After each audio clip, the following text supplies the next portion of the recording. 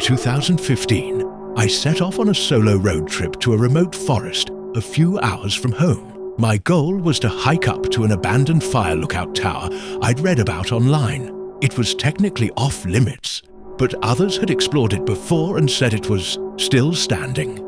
The last post I could find about it was 3 years old though, so I wasn't sure what I'd find.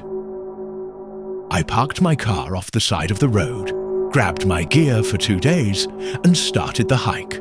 There was no marked path, just thick forest and a satellite GPS to guide me. The hike took around 5 hours through dense and uneven terrain. Eventually, I spotted the lookout tower through the trees.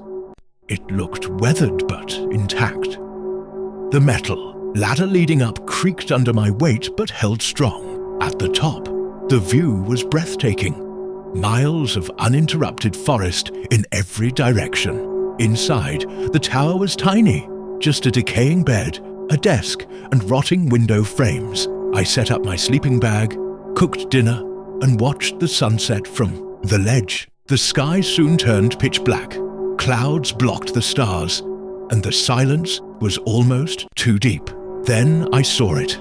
A faint orange flickering light moved through the trees below, like a torch. It swayed between the trunks, slowly drifting closer. No trails led here. And who would be out there in the woods at night with a torch? The light eventually vanished behind the trees. I waited watching, but it never reappeared. An hour later, I saw something else, a person, standing directly below the lookout in the clearing, looking up at me. "Hello?" I called down. No answer. They just stood there, staring. After several silent seconds, the figure slowly raised their hand, almost like a wave.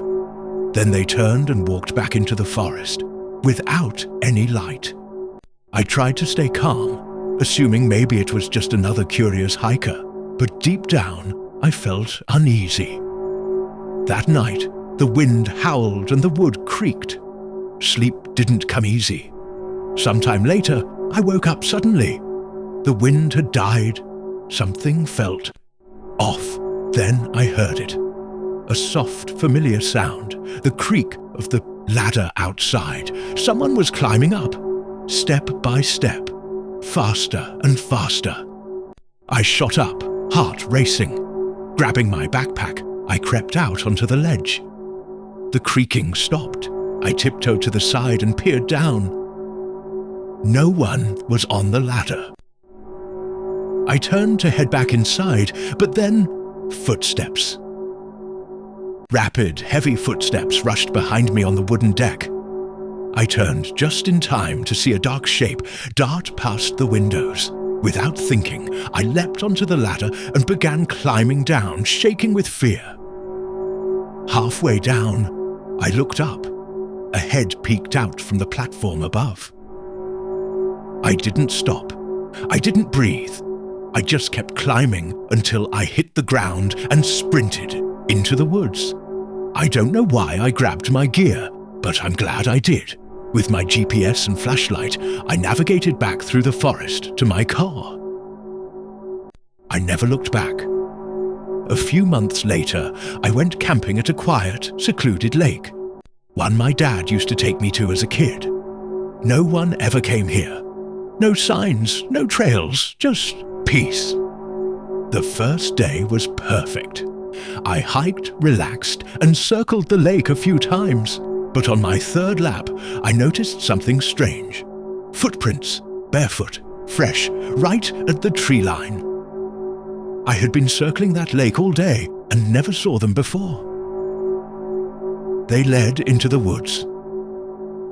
As night fell, paranoia crept in. I sat by the fire, trying to ignore the feeling that someone was watching me. Then I heard them. Footsteps. 2 people. A man and a woman emerged from the darkness, stopping just at the edge of the fire's glow. I could barely make out their shapes, but the man wasn't wearing shoes. I asked, "Can I help you?" The woman bolted into the trees. The man just stood there, silent. Then, without a word, He turned and walked back into the woods. I packed up my gear in record time. I didn't sleep. I didn't wait. I hiked out that night, never looking back. And I've never gone camping alone since.